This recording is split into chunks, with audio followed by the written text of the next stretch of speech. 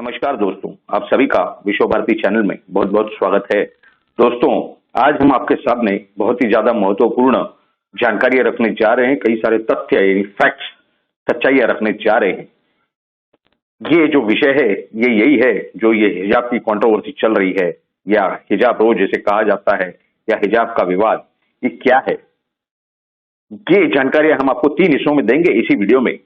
पहले तो ये हिजाब का पूरा बखेड़ा क्या है, दूसरा तो इस्लाम का क्या कहना है इस हिजाब के बारे में, व्हाट डज इस्लाम से ऑन हिजाब, और तीसरा होगा संविधान का। यानी कोई भी, अगर आप देखेंगे भारत में कोई भी न्यायालय हो, वो संविधान के आगे नहीं है। संविधान सर्वोपरि है। भले ही सुप्रीम कोर्ट को यानी सर्वोच्च न्यायालय को इस्लाम का कस्टोडियन कहा जाता है, the last door to knock for justice, लेकिन संविधान ये सर्वोपरि है। तो इस तरह से ये 3 हिस्सों में हम आपको ये जानकारियां देने जा रहे हैं। ये जानकारियां शुरू करने से पहले आपको एक महत्वपूर्ण जानकारी दे दें। पिछले सोमवार यानी 7 तारीख को, 7 फरवरी 2022 को हमने एक वीडियो बनाया था, हमने अपलोड किया था, जिसका ये था कि राहुल गांधी को मुंबई में रहना पड़ेगा लगभग 1 या 1.5 महीने के लिए, Rahul Gandhi to stay in Mumbai.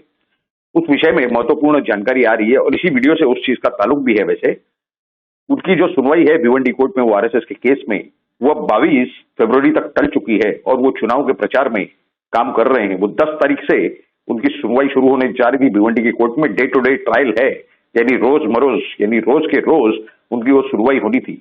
और उसके बाद इस वजह से ये अपेक्षा थी कि वो 1 से 1.5 महीने तक उनको शायद मुंबई में, यानी MMR region, Mumbai metropolitan region के अंदर उन्हें रहना पड़ेगा।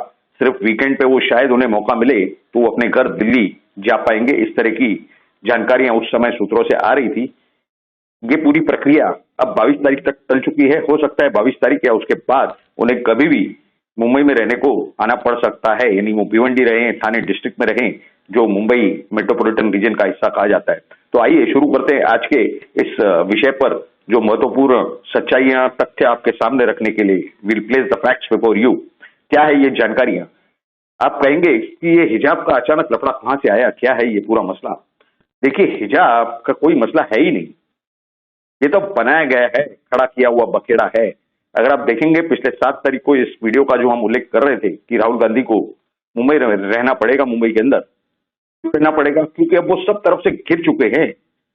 कई सारे इंक्वायरी उनके ऊपर हैं, कई सारे केसेस में वो बेल पे बाहर हैं, और अब जब ट्रायल होने जा रहा है उसमें संभावना स्पष्ट रूप से दिखाई दे रही है कि किस तरह से उन्हें इसमें शायद सजा भी हो जाए, भले ही छोटी मोटी क्यों ना हो, लेकिन ऐसा होने की संभावना आज की तारीख में नकारी नहीं जा सकती। क्योंकि जिस राष्ट्रीय स्वयंसेवक संघ के जो स्वयंसेवक हैं, जो फिरियादी हैं उस केस में, कंप्लेनेंट हैं, उन्होंने पूरे तथ्य, सारे सबूत न्यायालय के सामने रख दिए हैं। इस पर एक ट्रायल की प्रक्रिया यानी फॉर्मेलिटी बाकी है, जिसे 1 से 1.5 महीने तक लगने की संभावना बताई जा रही है। अगर इन्हें न्यायालय में ज्यादा समय दिया गया तो हो सकता है कि वो प्रक्रिया 15-20 दिनों में भी खत्म हो जाए, वरना 1 से 1.5 महीना नॉर्मली चलने की संभावना बताई जा रही है और उसके अंत में उन्हें सजा होना लगभग तय है। इस प्रकार की जानकारियां हमें सूत्रों से प्राप्त हो रही है। ये एनटीसीए हो, किसान आंदोलन हो, किसने करवाया, इन्हीं लोगों ने करवाया। क्यों करवाया, ये बौखला चुके हैं।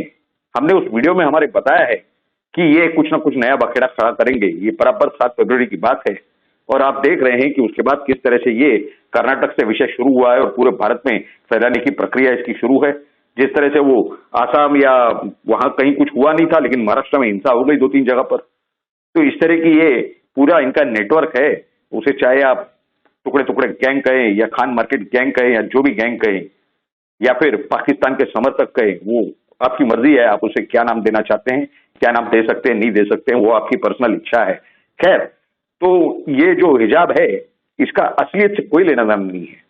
पिछले 70 सालों से सभी लोग, सभी विद्यार्थी, विद्यार्थिनियां, ये सभी बाकायदा स्कूल की यूनिफॉर्म पहन के, या फिर स्कूल और कॉलेज एक साथ तो वहां पर भी उनके लिए यूनिफॉर्म होता है ज्यादातर, तो आराम से वो यूनिफॉर्म पहन के, गणवेश पहन के, वो पोशाक पहन के और वो जाया करते थे। अब अचानक ये पूरा बखेड़ा क्यों। ये हिजाब से शुरू हुआ।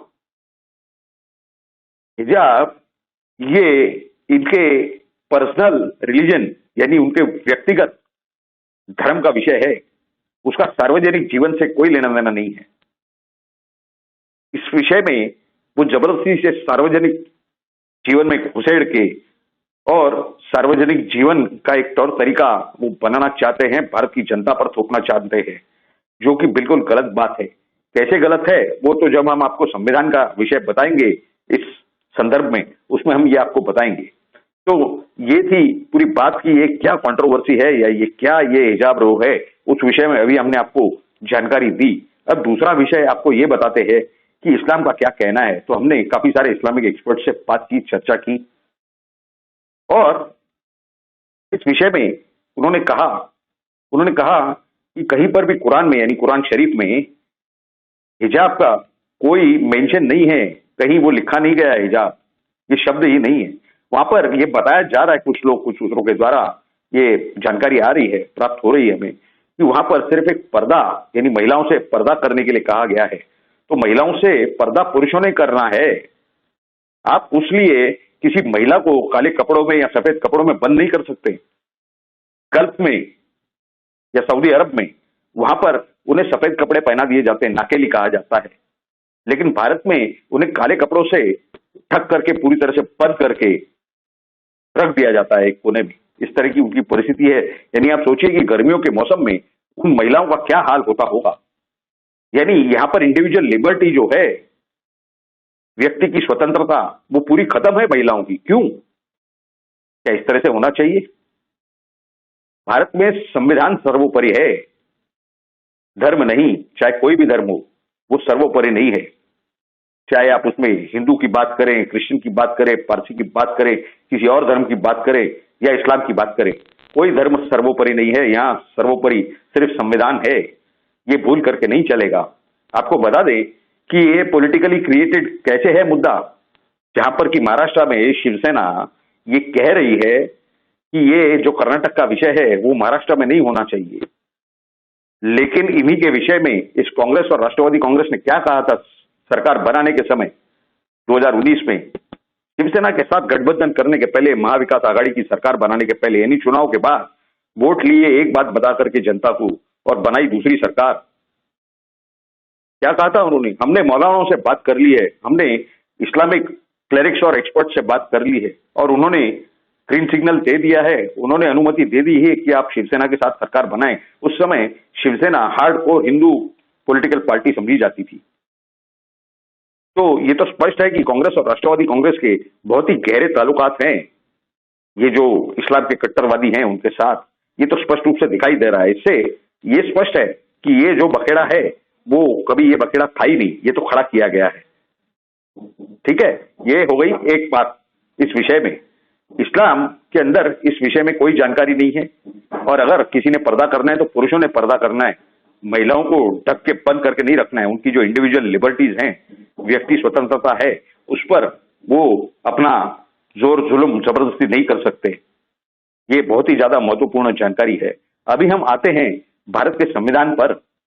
भारत के संविधान पर यह स्पष्ट रूप से लिखा गया है कि लिंग के आधार पर, यानी पुरुष हो या स्त्री हो, इस वजह से कोई मतभेद नहीं हो सकता और सभी धर्मों को इक्वल ट्रीटमेंट देनी है, यानी समान वर्तन करना है सबके साथ।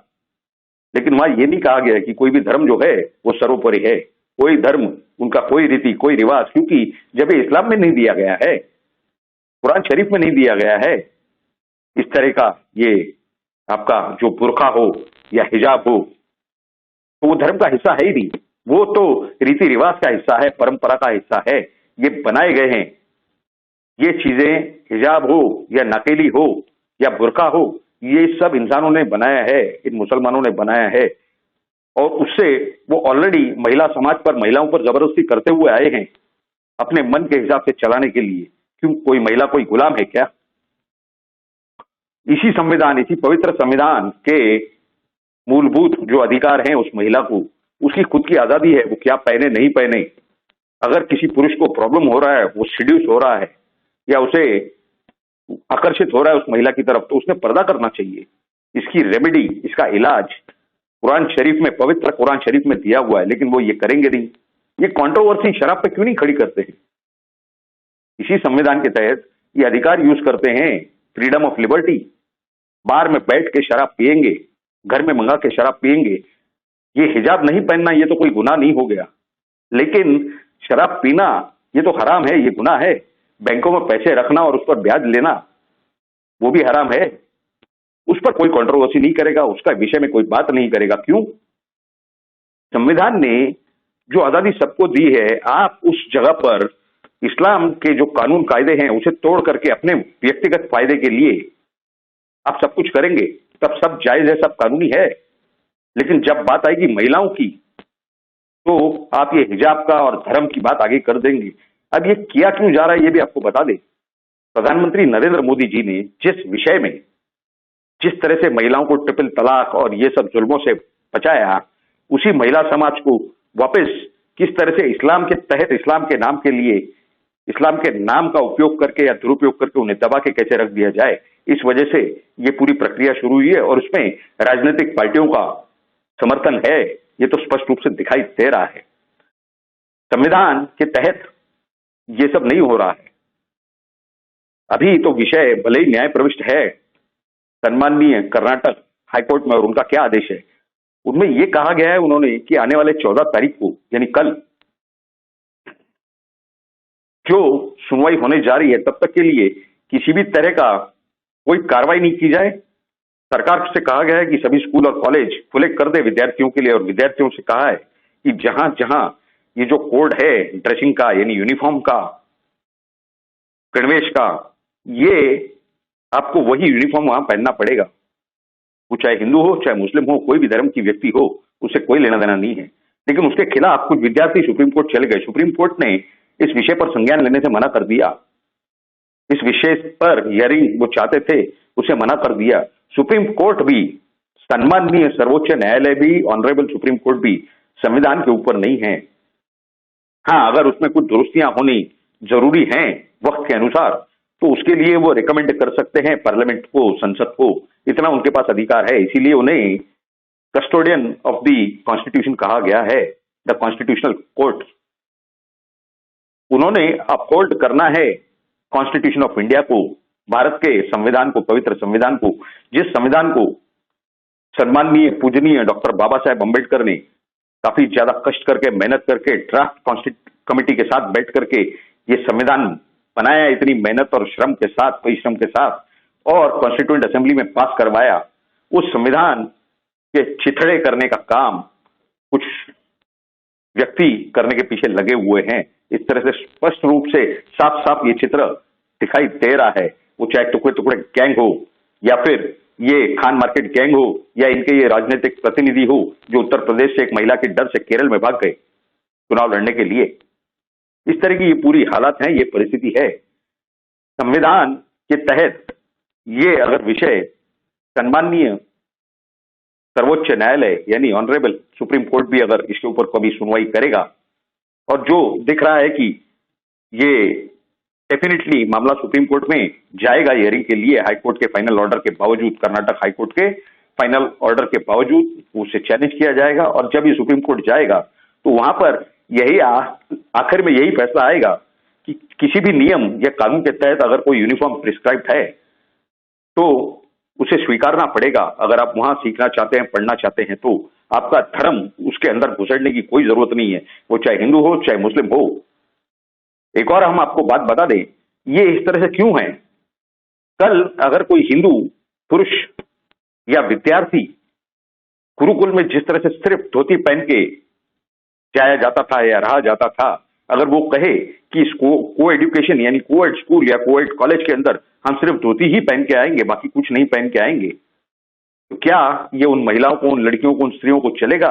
या उनके घर के जो पुरुष हैं, क्या उन्हें वो चलेगा? क्या वो उसे मान्य कर लेंगे?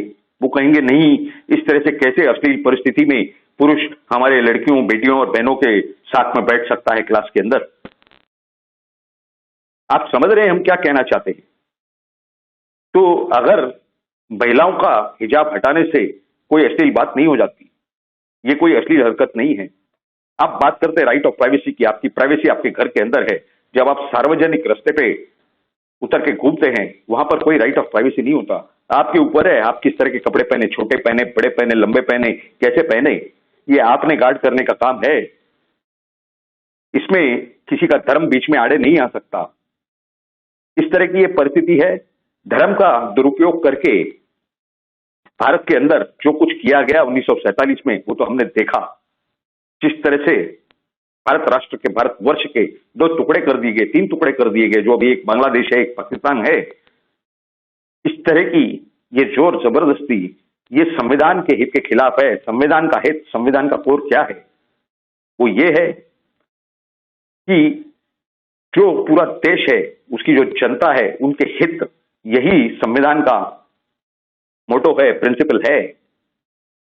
राष्ट्र का हित, राष्ट्र की जनता का हित, यही संविधान की दृष्टि से सही है। उसके सिवा बाकी सब गलत है।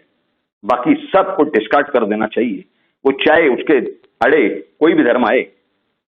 ऐसे हालात के अंदर ये जिस तरीके से सब किया जा रहा है, इसे स्पष्ट रूप से दिखाई दे रहा है कि आने वाले 5 राज्यों में इसके चुनाव पर परिणाम हो, असर हो, और कांग्रेस पार्टी को किसी न किसी तरीके से फायदा हो, या ये जो अन्य टुकड़े टुकड़े गैंग के लोग हैं, अलग अलग पार्टियां हैं, समाजवादी पार्टी हो, ये AIMIM हो, या इस तरह की कई सारी पार्टियां हैं, मुस्लिम लीग हो, तथाकथित सेक्युलर यानी सो कॉल्ड सेक्युलर, जो कि असलियत में इनका सेक्युलरिज्म से कोई लेना देना नहीं है। संविधान ये अपने आप में सेक्युलर है, उसे सेक्युलर शब्द की आवश्यकता नहीं है। ये सेक्युलर शब्द लगा करके, उसे इस्लामिक बना करके और उसे रौंदने का काम ये जो लोग कर रहे हैं, इनसे सावधान रहना बहुत ही ज्यादा जरूरी है। तो संविधान, इस पवित्र संविधान का रक्षण करने की बहुत ज्यादा जरूरत आ गई है इस समय पर। और ये हिजाब हो या कोई और विषय लेकर के आ जाए, लेकिन संविधान संविधान है, और उसकी रक्षा और रक्षण करने का काम सम्माननीय सर्वोच्च न्यायालय यानी सुप्रीम कोर्ट और उसके साथ ही साथ गवर्नमेंट ऑफ इंडिया का जो टॉप मोस्ट एग्जीक्यूटिव है, सबसे बड़ा प्रथम सेवक प्रधानमंत्री Narendra Modi ji, prime ministers office of India, ये जरूर इस विषय पर ध्यान देंगे और संविधान के रक्षण में कोई कमी नहीं आने देंगे, ना ही वो किसी तरह की, किसी प्रकार की कमी होने देंगे। इसका हमें पूरा पूरा विश्वास है। तो ये थी पूरी आज की ही जानकारी, जो हमने समझा कि हमारे दर्शकों के सामने रखना बेहद जरूरी है, क्योंकि काफी सारे हमारे दर्शक हों, हमारे कई सारे हितचिंतक हो, उनके तरफ से, शुभचिंतकों के तरफ से हमें ये जानकारी मांगी जा रही थी, पूछी जा रही थी कि इस विषय पर आपने हमें कुछ जानकारी नहीं दी। इस वजह से आज ये पूरी जानकारी हमने आपके सामने हमारे विश्व भारती चैनल के वीडियो के माध्यम से आपके सामने रखने का काम किया है। ये पूरी जानकारी आपको कैसी लगी? आपकी राय हमारे लिए बहुत ही ज्यादा अनमोल है। जरूर नीचे कमेंट बॉक्स में आप लिख करके हमें बताएं, और अगर आपको ये जानकारी अच्छी लगी हो तो ज्यादा से ज्यादा शेयर करें, ताकि हर भारतीय नागरिक को ये सही सही, सच्ची सच्ची जानकारियां प्राप्त हो सके, और वो चाहे भारत में बैठा हो या चाहे विश्व में किसी भी कोने में बैठा हो। आने वाले समय में हमारे अगले वीडियो में आपके साथ जल्दी मुलाकात होगी हमारे नए वीडियो द्वारा। तो हमारे चैनल के साथ आप बने रहें। आप ही का विश्व भारती चैनल है, इसे अब तक आपने सब्सक्राइब नहीं किया तो जल्द से जल्द सब्सक्राइब कर दें, ताकि आपको सबसे पहले हमारे हर वीडियो और हर एपिसोड की नोटिफिकेशन सबसे पहले प्राप्त हो, और आप सबसे पहले हमारा वीडियो देख करके सही सही जानकारियां प्राप्त कर सके। आप सभी लोगों ने इस वीडियो को पूरा अंत तक देखा, इसके लिए आप सभी का बहुत बहुत धन्यवाद। भारत माता की जय। जय हिंद।